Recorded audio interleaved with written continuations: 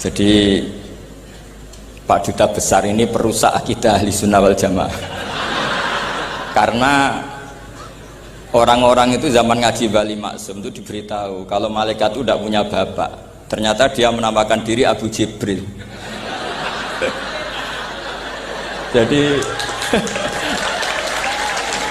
saya tidak tahu itu betapa mangkalnya malaikat Jibril nanti ketika ketemu itu, karena itu ngawur sekali itu secara akidah, karena Jibril tidak pernah punya bapak.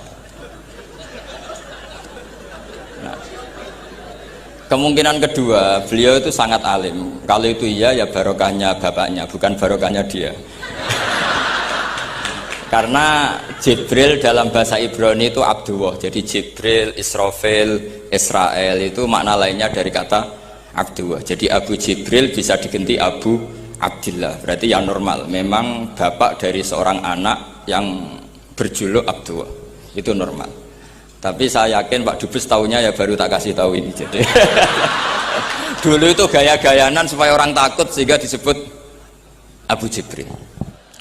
Bismillahirrahmanirrahim. Allahumma sholli wa sallim ala sayyidina maulana Muhammadin wa ala alihi washabihi asma'in nama ba'du. Sedanten keluarga besar Bali Maksum yang sangat kula hormati, wabil khusus pernah Mbah kawula Kiai Haji Atabik Ali, Mbah Nafisa, Mbah Hanifah, Mbah Ida sedanten. Karena saya ini min dzurriyyati Mbah Umar bin Arabi. Saya cucu dari Mbah Umar lewat Fatimah binti Abdul Khalik bin Umar. Jadi mbah saya kandung itu sepupu dengan Kiai Hamid Pasuruan. Jadi saya ini saudara dengan keluarga besar Lasem. Yang saya hormati Kiai Haji Najib Abdul Qadir dan aparat negara yang sangat saya hormati. Ini yang pertama saya sampaikan sedekah Gus Zofur karena benar-benar dobos betul memang ini. Jadi Pak Duta Besar ini perusak akidah Ahli Sunnah wal Jamaah.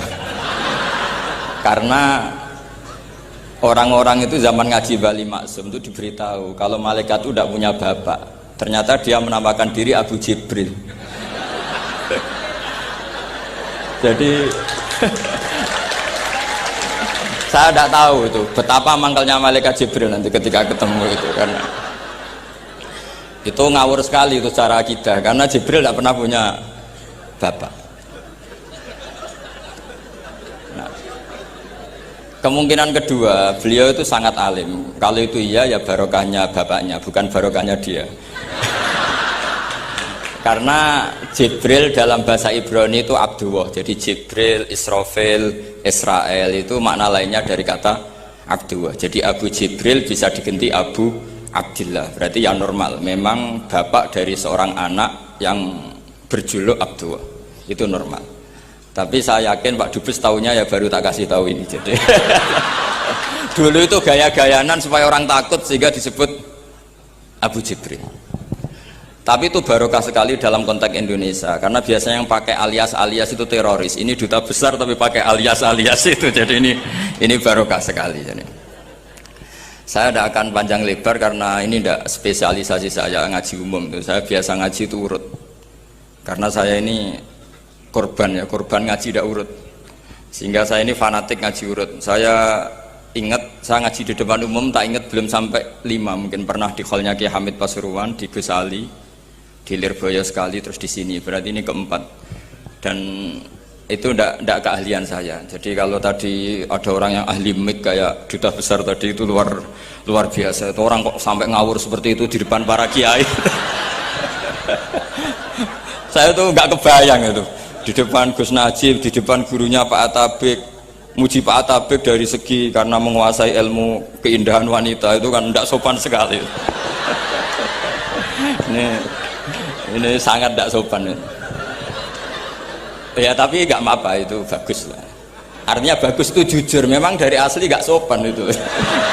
Jadi kalau pura-pura sopan malah nggak bagus itu. Jadi ya kita ambil positifnya itu. Jadi kalau beliau tidak sopan itu orang yang jujur gitu. Tapi kalau beliau sopan malah aneh. Biasanya tidak sopan kok sopan itu. Teruskan, dan tentu yang sangat saya hormati mertua dari Gus Zofur, Pak Jirjis. Saya ini orang paling takut Pak Jirjis. Karena beliau dulu pernah ingin Gus Zofur di sini sebagai pengajar tafsir, tapi diambil lagi oleh abahnya. Sehingga saya ini orang paling nggak siap ketemu Pak Jirjis. Karena proyeksi beliau itu akhirnya ya berhasil, tapi di negara lain, fi nahiyatin ukhra, yaitu sarang. Karena beliau inginnya sistem pengajaran tafsir besar di sini, tapi akhirnya Mbah Mun menghendaki di sarang. Saya cerita sedikit tentang Mbah Ali Maksum dan Mbah Mun, dan karena beliau juga teman Mbah kandung saya di Termas. Mbah saya kandung Mbah Sidik dulu ngajinya juga di Termas.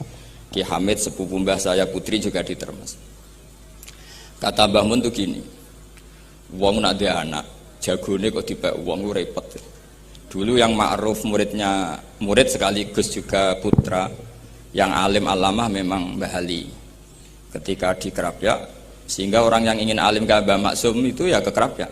Akhirnya Gus Mus, beberapa kiai besar termasuk Gus Dur ngajinya di Kerapyak. Kiai Makhrus juga gitu. Dulu orang ingin alim tuh ke Gedungan, karena Kiai Makhrus ke Lirboyo, semua orang Cirebon kalau ingin alim ke Lirboyo karena Gus Makhrus di Lirboyo. Saya menangi Kiai alim Sedan, itu dulu ngajinya di Jampes, di Kiai Marzuki. Ketika Kiai Marzuki jadi di Lirboyo, akhirnya ke Lirboyo. Kiai Hamid Pasuruan juga gitu, Pondok Fakhriyah dulu yang masyhur bil wilayah wal alim ya Kiai Hamid, tapi beliau di Pasuruan akhirnya yang ingin istifadah ke Pasuruan. Jadi intinya ini dengan tanda kutip pembajakan para gus-gus besar ini bahaya kan kira-kira gitu. Sehingga kiai-kiai alim itu terus kepikiran, nah anakku itu manggon nunggu piye gitu. Jadi termasuk itu ilmunya bapak saya sebetulnya. Saya ini kecelok mantu Sidogiri. Kontrak pertama kata bapak, tapi ora oleh teng Sidogiri nggih, kersane pondok kula mboten mati. Jadi memang itu ada ilmunya. Saya tidak tahu itu ilmu yang lazim apa enggak, saya tidak tahu. Ketika saya ini tahadus bin Nikmah, saya ini lama sekali mengkaji kitabnya Mbah Ali Maksum Hujatul Ahlussunnah wal Jamaah sebelum diundang, dan saya tidak pernah bayangkan diundang di sini. Dan kalaupun pernah, ya semoga benar-benar pernah, tidak diulang lagi, jadi hanya kenangan itu. Karena saya memang spesialisasinya di ngajar. Saya diminta Gus Afif ngajar di Mahat Ali, saya senang sekali. Tapi kalau pidato depan umum gini pasti kalah-kalah, yang sudah punya gelar Ad-Dobosi tadi itu, wah gitu. Pasti kalah saya, bukan mungkin kalah, tapi pasti kalah. Karena saya nggak bisa membayangkan jadi duta besar Arab Saudi ketemu Raja Salman apa, beliau bisa cerita yang syair yang nggak jelas-jelas itu. Artinya kita bangsa Indonesia itu malu punya duta besar yang keahliannya syair-syair yang nggak jelas itu. Nah itu kemungkinannya duta Arab ini nuruti, kerajaan Arab nuruti, musuh nggak jelas terus turuti mari repot gitu.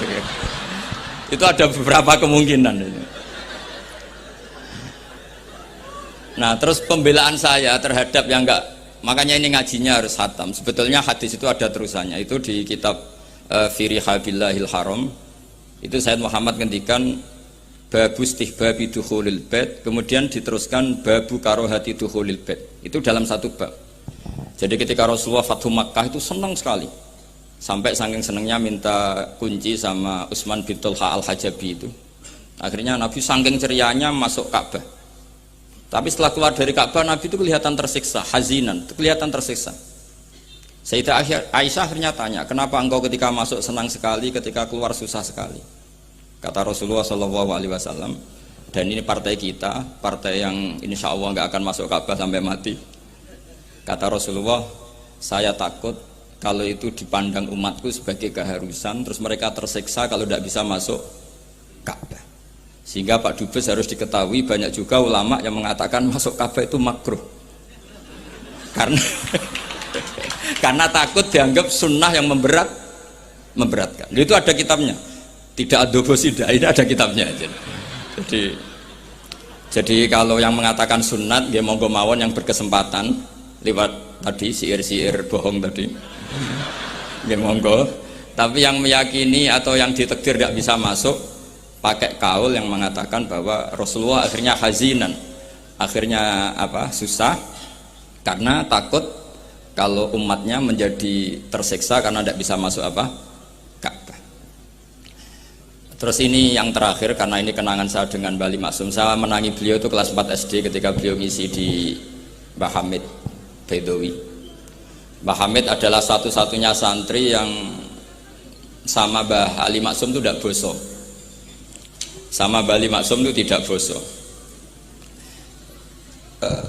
Kenangan saya sama Bali Maksum ketika beliau di Lasem itu sampai Gus Mus pernah ngendikan, Kang Hamid, aku itu paling ra cocok mbek sampean, ambek guru kok ora bosok. Karena sama Bali Maksum itu tidak bosok. Terus kata Mbah Hamid Bedawi, lha wong iku ponakanku katanya. Jadi memang Kiai Hamid Bedawi itu di silsilah nasab Lasem itu paling sepuh. Karena Hamid itu langsung bin Bedawi. Nah, Mbak Bedawi itu punya Mbak Yu kandung namanya Maimunah. Itu yang dapat Mbak Umar. Umar melahirkan Abdullah, melahirkan Mbak Hamid Pasuruan. Di antara adik-adiknya Mbak Abdullah ada yang namanya Kiai Haji Abdul Khalik, itu buyut saya. Jadi tiba paling guri saya. Yang saya kenang dari Bali Maksum itu dari murid-muridnya, dan saya menyaksikan sendiri, itu seneng guyon. Karena itu menurut saya filosofi yang luar biasa. Orang sampai ingin maksiat itu saya pakai sampai ketemu Allah Subhanahu wa taala. Orang itu nganti cari kesenangan dengan maksiat karena tidak nyaman dengan taat. Sehingga kiai-kiai alim termasuk Bali Maksum, Mbah Mun, bapak saya, semuanya itu seneng guyon. Supaya orang itu nyaman dengan kiai, nyaman dengan taat. Sehingga nggak perlu seneng dengan yang maksiat. Tapi sekarang banyak orang membawa Islam itu dengan keras.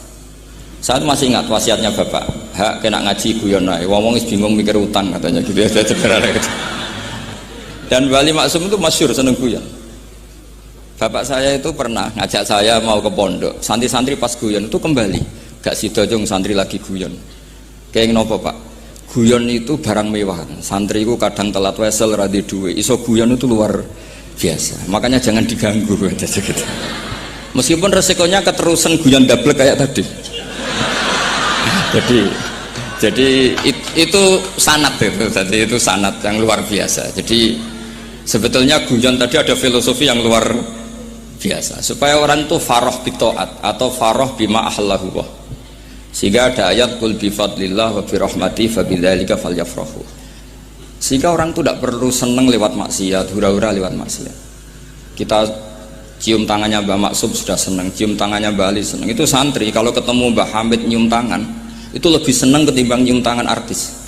Karena kalau nyium tangan artis, astagfirullah kan, mesti itu tersiksa. Tapi kalau nyium tangannya Mbah Hamid itu dikenang sepanjang masa. Ini yang harus kita gerakkan. Saya itu kalau sudah belajar tafsir misalnya, karena itu sesuatu yang saya tekuni.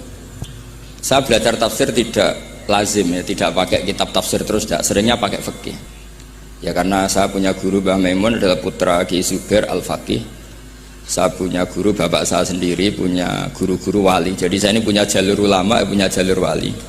Sehingga kemungkinannya saya itu kalau nggak ulama ya wali, atau gaduh-gaduh nggak jelas itu karena saking banyaknya. Dalam ilmu yang diajarkan Mbah Mun, diajarkan tentu beliau punya sanad ke Said Alawi sampai Rasulullah, atau lewat Mbah Karim, Mbah Hashim juga sampai Rasulullah. Yang jelas gak lewat duta besar karena ini mengkotek itu. Sanadnya begini. Ada riwayat yang ditulis kitab Ihya, juga ditulis kitab Khilyatil Aulia. Itu memang yang menopang perilaku duta besar tadi.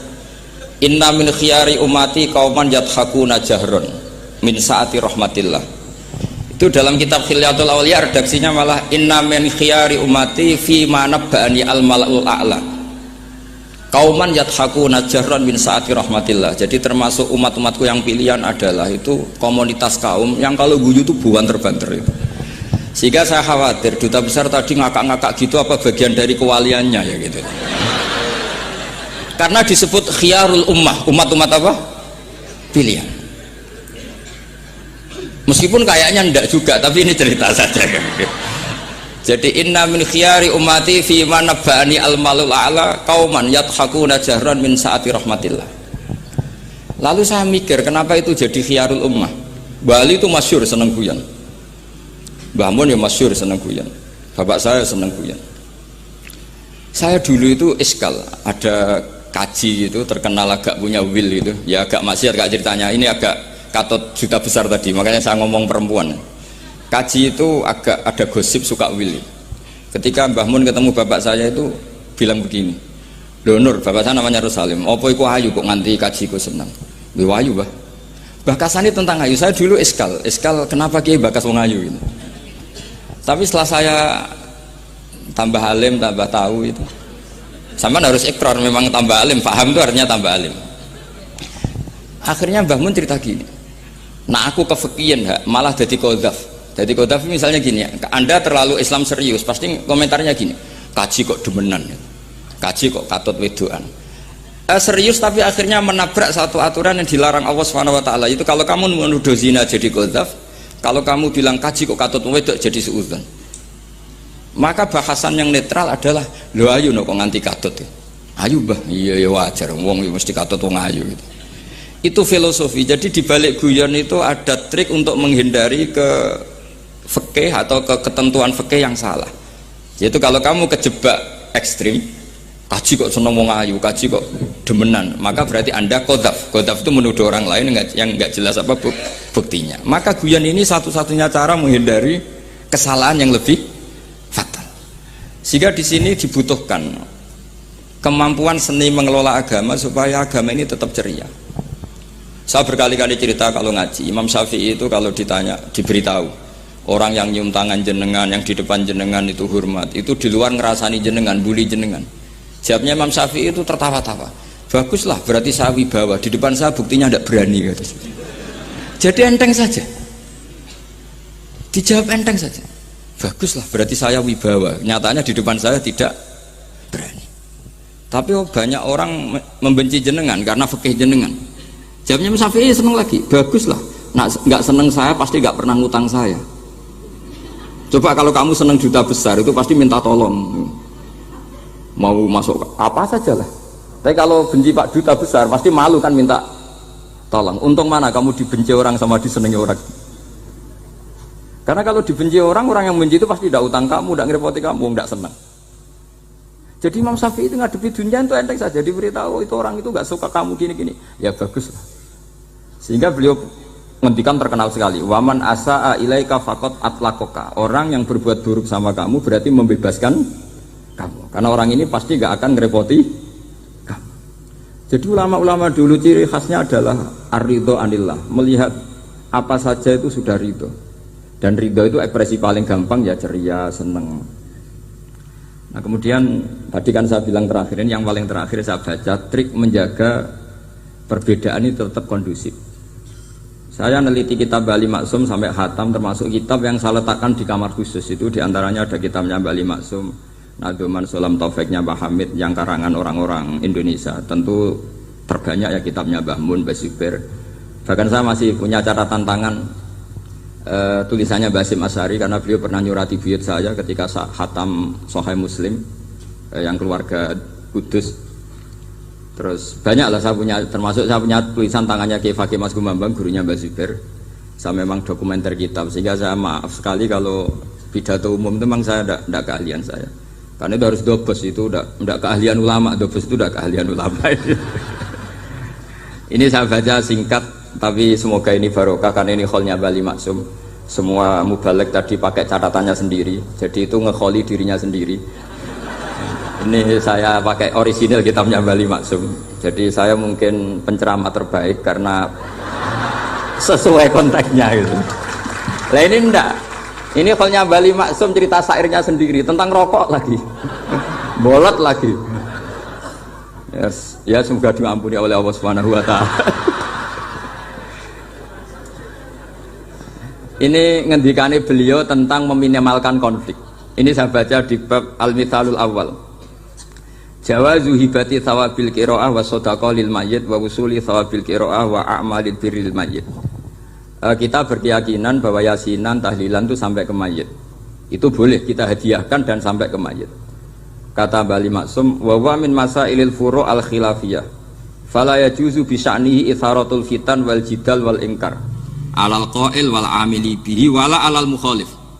Ini dari awal masalah khilafiyah. Sehingga agak perlu jadi konflik yang berkelanjutan, baik kita menuntut yang melakukan itu atau menuntut yang menentang itu. Karena dari awal ini masalah furu'iyah, sing nglakoni nggih monggo, sing nentang nggih napa monggo. Selama ini kan kita yang melakukan memaksa orang lain menerima, yang menentang memaksa orang lain menghentikan. Ini tidak fair kata Bali.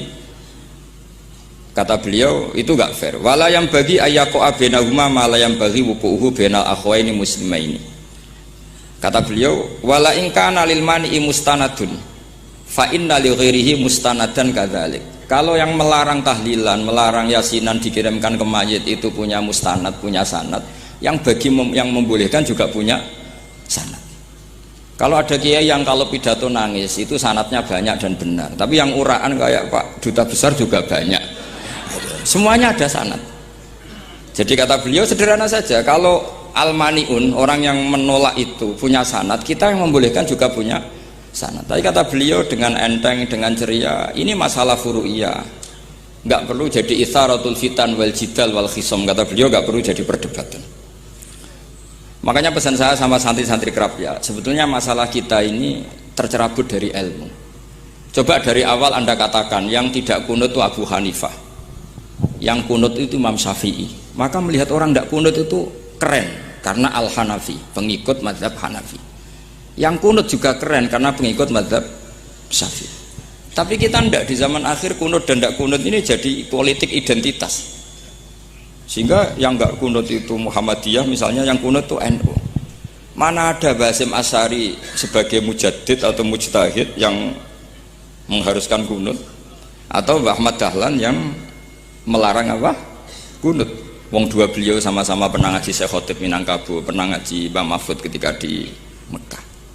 Jadi cobalah ilmu itu diperkuat sehingga kita mengatakan kunut adalah sunat menurut Imam Syafi'i, tidak sunat menurut mazhab Abu Hanifah. Sehingga enak sekali karena kita berdasar ilmu.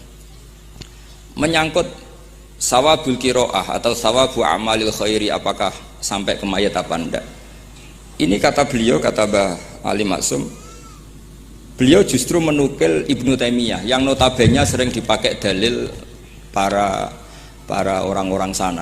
Saya tidak tahu itu orang sana, itu Pak Duta itu yang tahu itu.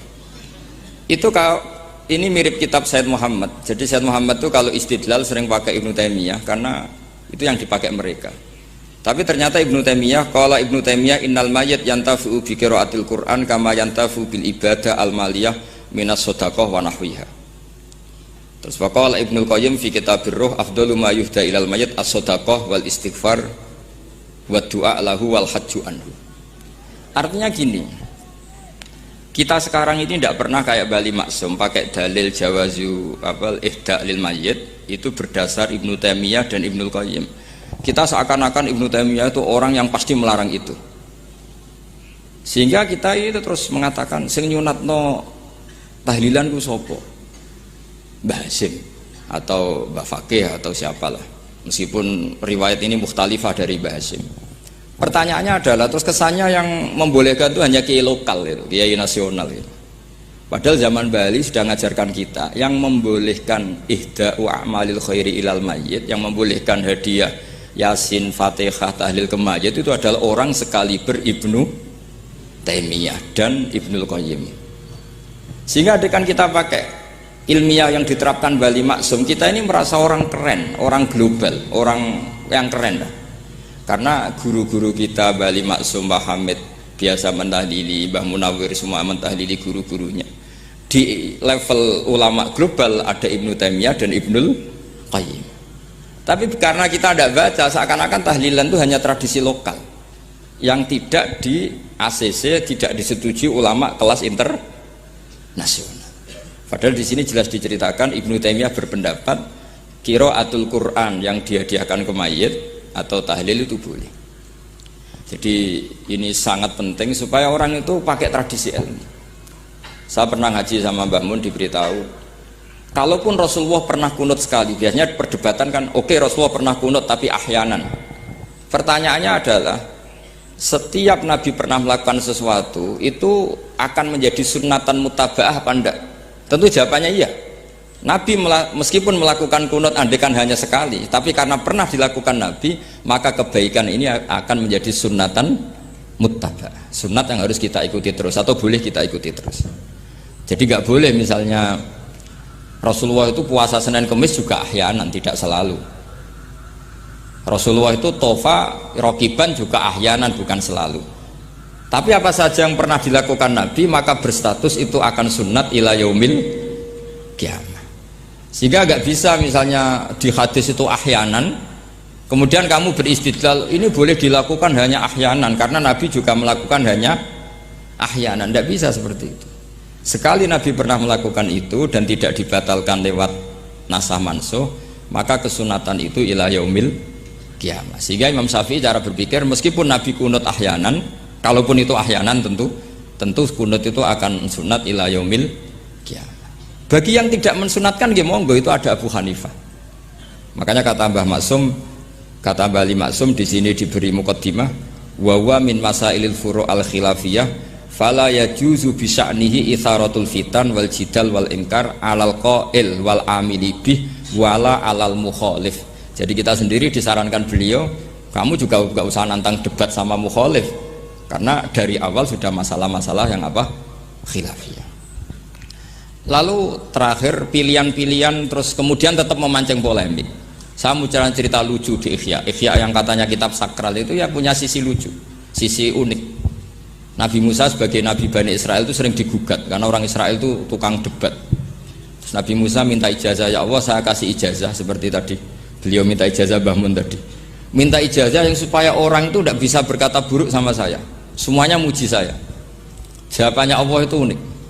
Ya Musa hadza syai'un lam asna'hu li nafsi fa kaifa asna'uhu bika. Aku pangerane sering disalahpahami, pemeneh kowe katanya.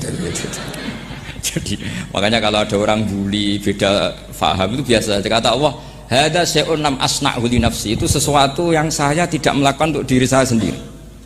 Kata Allah, saya ini Tuhan yang mengatakan saya punya anak ya banyak, yang anggap saya bakhil ya banyak, yang salah paham dengan saya banyak, padahal saya ini Tuhan. Kalau saya mau tak bungkam semua itu orang. Itu saja tidak saya lakukan. Apa mereka terima Nabi? Makanya ini semoga ini saya gojlok Pak Duta Besar jadi pahala beliau. Karena diantara pahala itu disebabkan digojlok orang. Jadi kalau beliau tadi gojlok saya, sekarang tak balas kayaknya pasti menang saya karena beliau sudah tidak bisa ke panggung lagi.